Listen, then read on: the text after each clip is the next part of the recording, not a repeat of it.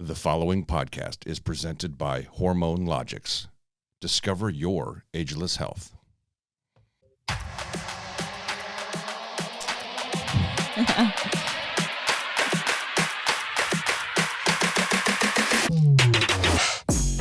This is Amy Wilhelmy with the Ascension Mentality Podcast. And I am Matt Wilhelmy with the Ascension Mentality Podcast. And we have a guest today, Miss Joanna Dara. She's going to tell us about everything competing and her job with Hormone Logistics. And we're excited to dive into this topic because I feel like it's a little underrepresented in our community. Yeah, which is pretty crazy. I think it's probably the most important part of your workout. It doesn't matter how much you lift, doesn't matter how often you lift. If your hormones are messed up, then you're just wasting your time. That's how I feel about it. Yeah. Hi, welcome. Hey. Hi there. Thank you guys for having me. I really appreciate it. I've been looking forward to it. Yeah, so thank you for joining us. So I would love to just kind of dive into your story first, because this is also about your journey, your story. Tell us a little bit about maybe your career journey and how maybe that's tied into bodybuilding, or, obviously that's kind of a long drive. So we'll let you take it and tell us a little bit about you. Sure. Well, again, I appreciate you guys very much.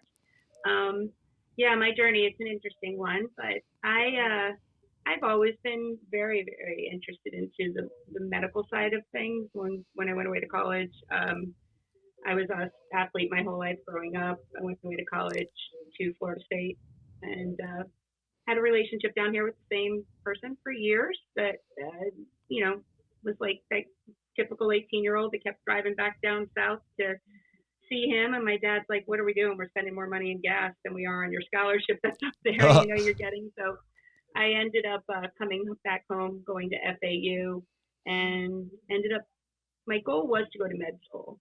Got engaged early, started cheering for a professional football team here while I was going to college, and then found out I was pregnant with my son at 19 years old. Fast forward, good old school Italian and Cuban family. So we got married, and my son was born, and 20 years old with a newborn and trying to finish college, and knew I had all these dreams to go to med school, and just realized it wasn't going to be part of my my plan with a little one, which was okay. When he was 2, I went back to school to finish my degree initial, and then knew I was going to get med school. I knew I wasn't going to med school, so I decided to do something in the nutrition world, because I figured health is health, and this was something that I really appreciated, being an athlete myself. I wanted to represent who I wanted my son to be. I wanted him to understand health from a very early age, which was part of his life growing up too. Fast forward, ended up getting my master's in nutrition dietitian. But I don't like the medical side, I guess, of nutrition. I didn't like I didn't want to go into the part where it was being a nutritionist for people who are sick. As much as I love to help that, I wanted to be more of the person who educates and keeps you healthy. Fast forward into my life in 2010, I started on the journey of competing, which is a long time, 12 years, and just said I wanted to look like I was going to compete. Never wanted to step on stage. Doesn't everybody say that? Yeah. You work with the trainer, you say, I just want to look like it. I don't want to do it. 2000. Yeah, no, I don't really want to step on stage. I just want to look like I did. Right. 2011, I was on stage for the first time. NPC has changed a lot. The industry of competing has changed a lot for the better. Continued on the journey with another team for a little bit, realized it wasn't a good fit for me, but just loved it. Being a hormone specialist only came about after being a nutritionist and working for Hormone Logics. Hormone Logics started, it'll be 17 years in January. I started with them 11 years ago, doing mostly nutrition. Becoming a hormone specialist and going for my certifications and taking the courses and getting educated in it only came from somewhat similar to Matt said earlier, what's the point of going to the gym if your hormones aren't right? Well, I can write you the best meal plan in the world. If your hormones aren't working, we're going to hit a brick wall. Yeah. And as women and men, mostly women, we have a lot of moving parts, and a lot of them have overlapping symptoms. So, it was such a taboo subject for women. Men, you take testosterone, you feel better. That's what you're supposed to do. For women, we're supposed to just age and feel like garbage aging. And, I don't know why. So in 2013, we started really venturing into the female version of hormones. And we've become one of the larger women working with women. I don't only work with competitors. I work with, women all across the country, from,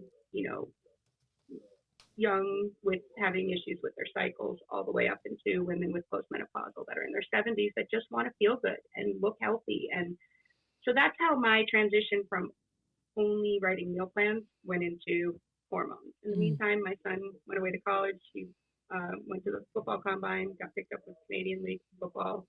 We are 20 years apart, him and I. So decided he didn't want to continue in Canada to play, and came home, and still in the health world himself. We actually hired him here. He got his degree in nutrition and health, and he works with a lot of the younger guys here, like the younger athletes, on the guy side of things. But it's just great because I get to see him every day. But it's amazing when I talk about it, and obviously left out many things in between initially, but to transition where I was so concerned about what I was doing with my life when he was born, to represent something to him, to see him every day walking into an office, with a master's degree in nutrition and working with hormones and men, and to see that, come to fruition right there in front of you, it's just a wonderful thing. But a little bit more about me. In 2017, I started with my coach and my team with Fit Body Fusion. Jamie's my coach there, and I knew I needed the accountability. People ask all the time, why are you getting a coach? You know your foods, Right. The accountability, having somebody to answer to, have somebody to check in with. I work with everybody else. I love that she can take care of me. Mm-hmm. I started my journey with her in 2018. We were on a reverse. We had come out of a reverse going into a cut to compete, and she's like, Joanna, this is when we send you to you. Like, what is going on? Meanwhile, I was working with all the girls. She's like, we are having a hard time. I had put on 18 pounds over my reverse, more than normal for us. The body fat wasn't coming down. I was exhausted, but I just go. That's what I do. You're an autopilot. I'm going to So interrupt and really just say, working on- it's so common for health, professionals to take care of everyone else. And then, you're having your own stuff happening, and you're just kind of like, it'll be fine. It'll be fine. It'll be fine. Cause you're used to just kind of helping. Right. And going, you and forget, that red light on your dash could be on, and you're just like, I'll get to the mechanic. Yeah. I'll get there, but I have X, Y, and Z to take care of first. And the red light's still on. Well, I'm making it this far. I'm doing good. And then it starts blinking. Yeah. I'm okay. Yeah. So it's like, blah, blah. And I mean, you're obviously doing something that you're passionate about too. So, there's sometimes when it doesn't feel like work, and then you kind of get overworked accidentally almost because you're just going, right? So, Joanna, was the red light blinking for you? Is that part of your cancer survivor story?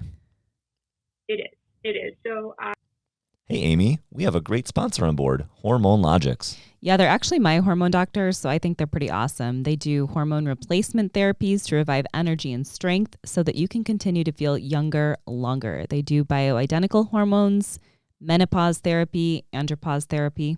They help men with things like ED, low T, sleep regulation. They help you to have a more satisfying sex life, improved mood, improved cognition, healthier skin, bones, and hair. How does somebody get in touch with Hormone Logics? You can visit their website at www.hormonelogics.com. Stop missing out on living your best life and be the best version of yourself. I started when Jamie said, Joanna, this is you to you. Let's figure this out. I went on my own little journey. Now, I always get my blood work. I practice what I preach. I get my blood work. But you pay for insurance every month.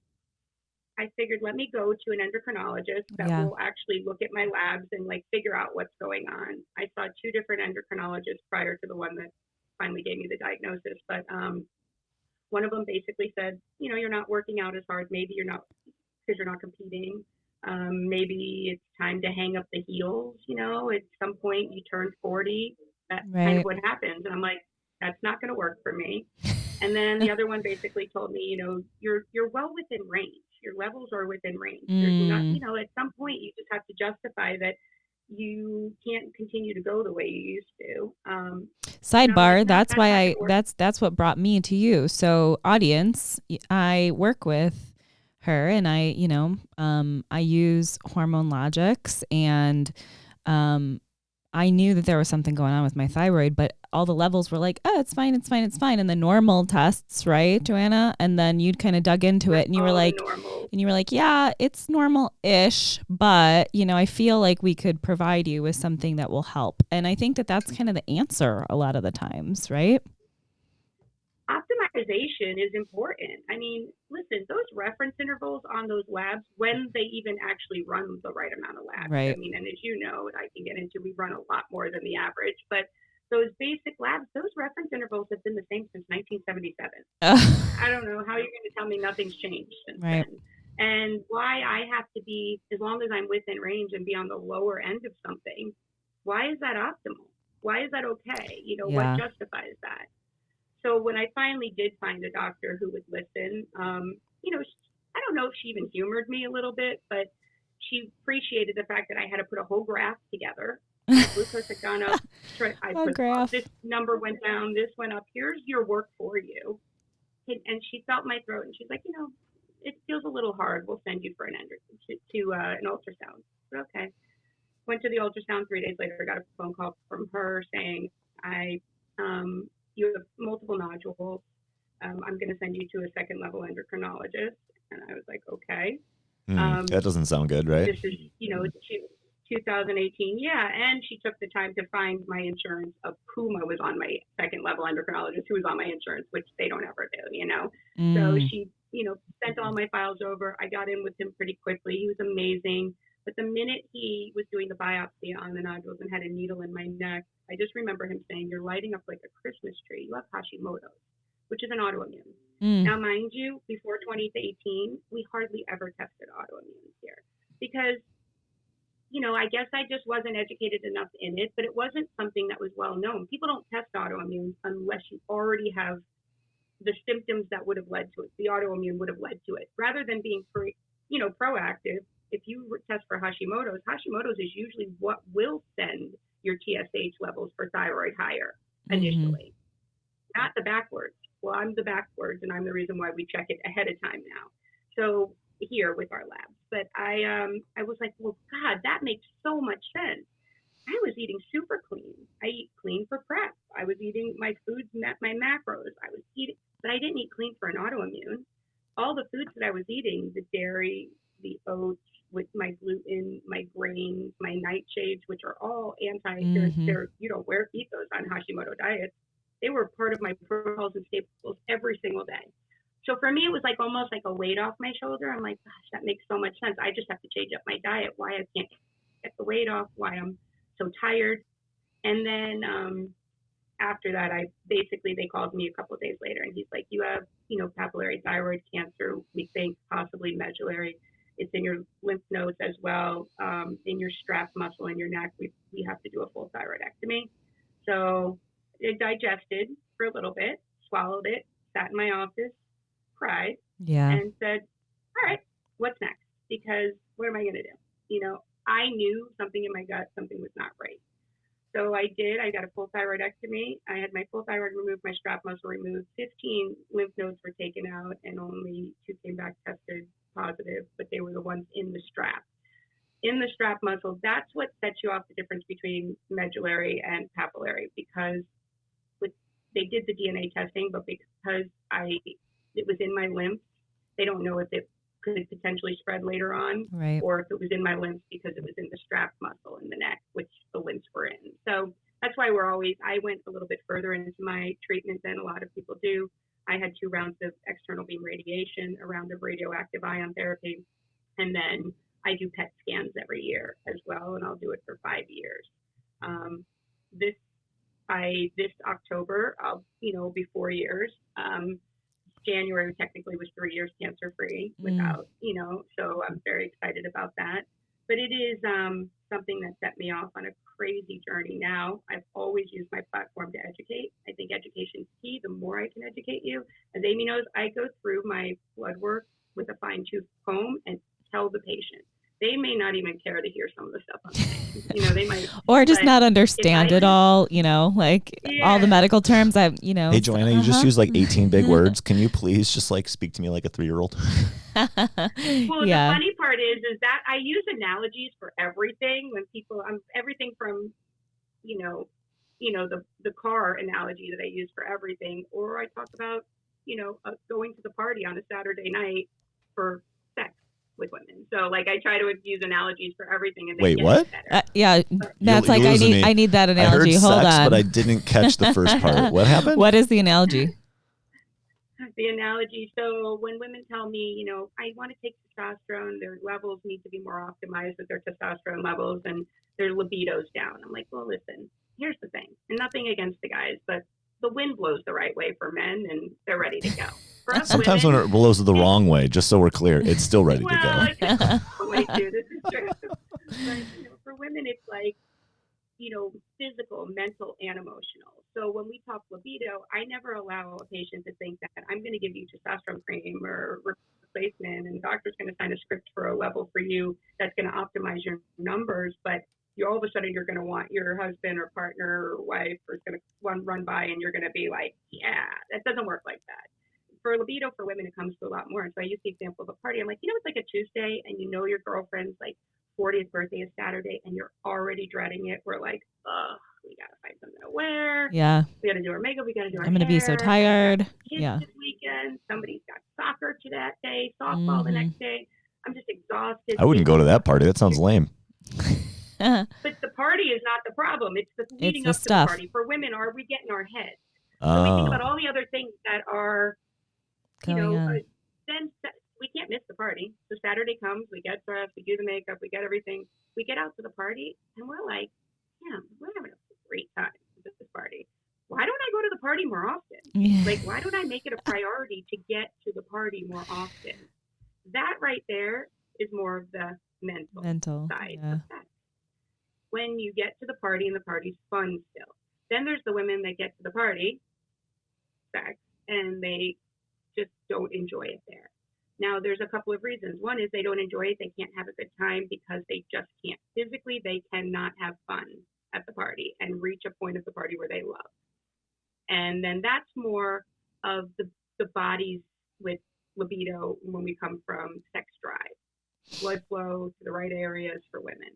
And then there's the woman that goes to the party and, she's there, but all she thinks about is she's tugging at her dress. She feels uncomfortable in her body. She doesn't like what she looks at. She keeps past and she wants to leave the party and wants to get it over with because she doesn't like the way she looks. That's more of an emotional type thing. As soon as you explain that, I'm like, when you get to the party and you're there and your head is there, do you love the party? They're like, yeah. I'm like, this isn't a libido issue. You need to make it a priority to go to the party. Put the clothes away another day. Make this a priority. After 10 or 15 or 20 years of being with the same person, you could love them, adore them. You're still having a great time when you're with them at the party. Make it a priority to go with them. And that type of analogy makes more sense so that the women's expectations of testosterone isn't like, I'm going to all of a sudden want to just Yeah. Hey, Joanna, do you ever get the patient who hears this whole story and says, hey, I think you need to talk to my husband because he gets to the party and he wants to leave in like 1 minute? What the heck? Yeah, we do. We usually send them right over to Did he use that analogy right? Yeah. I mean, she said they make him a patient too. Fix that. Yeah, that's what we do. We make them a patient. We get all their information and let them talk with the guys. Sometimes you might hear one of my counterparts. I've been working with him he's been here since the beginning, but I worked with him. He's a big muscle head, athlete guy. And he's like, you hear him talk and he's like, oh, you wake up in the morning and just ready to go, right? That's how we know we're working right. I'm like, how do we talk to people. Like, You can't call somebody a bro and then take you seriously. But they talk guy talk, they talk about stuff, and that's the good part. We do have the male side of this as well. So when you're reviewing somebody's panels, is there kind of like the telltale signs where you already kind of know where it's headed based on maybe 1 or 2 or 3 indicators? Mm-hmm. So the thing about blood work is, it's just, even if you touch back, to answer that, touching back on the thyroid side of it, if you have the right blood work written up, and as women, like I said, we have a lot of moving parts, as does men. A lot of them have overlapping symptoms, though. So if you said to me, I'm really tired, that could be thyroid, which it could be your thyroid hormone, your stress hormone, which is your cortisol, your sex hormones. It could just be general vitamins. So having all of those labs in front of us is a really good way of having a blueprint of what's going on for us to be able to decipher what somebody needs. So we look over the blood work in general and see. So if you're low on vitamin D and you're low on your thyroid T3 and you're low on cortisol, well, now we've got 3 different things that are all leading to the same: I'm tired, or I'm having midday crashes, or I'm losing my hair, or I'm gaining weight, or I can't lose weight, or all of those things. So yes, the answer is yes. We can see by the blood work what direction we're headed, and whether we treat nutraceutically or pharmaceutically is really dependent upon, how low or high somebody is with these levels. But treatment is important to understand that when stuff is listened, like when somebody comes to me, I listen to them. I hear them. I hear when they say, I promise you I'm eating good. I know you. I believe you. I feel like you've been told by other doctors, eat better, go work out more. You wouldn't be spending money outside of your insurance if you were truly doing things that you could handle yourself at home, like eat right and stuff. You're coming to me because you're really looking for answers. Because somewhere in your gut, you didn't let a doctor tell you it's just your age, and maybe you should hang up the heels like I did. And you want to know something funny? I speak at the ThyCan event now, which is a thyroid cancer survivor event. And pre-COVID, there was still a main event that I went to down in Hollywood, Florida, and was asked to be a guest speaker there. And the doctor that told me I should hang up my heels was in that audience. Oh. And I swear I made eye contact right when I was telling my story, and it was so validating for me. I get like the chills thinking about it, because I was literally put into a situation where a lot of my patients have already been. And when they come to me, I'm an empath to begin with, but that is just something that I understand, and I believe you. So let's talk about it, and we're going to get in depth. We talk about things people don't want to talk about sometimes. We explain it, we educate. We don't diagnose based upon somebody's labs. There is stuff called subclinical hypothyroidism, subclinical. When we look in that rate, you could be on the lower end of a range, have all symptoms of somebody that would be off the charts, and we treat accordingly. We are going to take a break. We have to take a short break, and we'll be back in just a minute. Have you ever been stuck in life? Have I got a book for you? Ascension Mentality, written by Amy Wilhelmi, public speaker, athlete, and licensed therapist. In her book, Amy takes us through a raw and vulnerable journey as she unravels from childhood trauma and navigates her career, marriage, and parenthood. She takes us on a deep dive into her life and how, when emotions are left unprocessed, they seep into adulthood as she tries to navigate the task of growing up. You cannot change what you did. You cannot change what has happened to you. But you can change how you feel about it. You can let go of what is holding you back. When you process and unwind trauma, you don't lose what made you strong. You only lose what no longer serves you. To ultimately be a better human, friend, parent, partner, coworker, daughter or son, and leader. It's time to let go. Ascension Mentality.